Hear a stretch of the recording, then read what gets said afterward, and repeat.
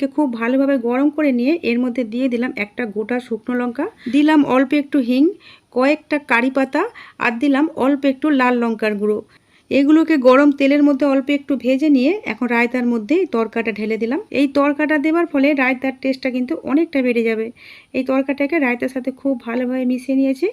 দেখো চটপটা স্বাদের রায়তা আমাদের রেডি হয়ে গেছে, এটাকে সাইডে রেখে দিলাম।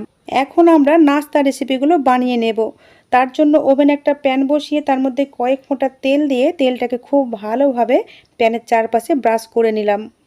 প্যানটাকে খুব বেশি গরম করার দরকার নেই, যখন হালকা গরম হবে তখন তৈরি করে রাখা ব্যাটারটা এইভাবে একটু হাতা দিয়ে মিশিয়ে নিয়ে হালকা গরম প্যানের মধ্যে কিছুটা পরিমাণে ব্যাটার আমরা দিয়ে দিচ্ছি। এখানে আমি ছোট একটা হাতা নিয়েছি, এই হাতার মাপে 3 হাতা ব্যাটার আমি দিয়ে দিলাম।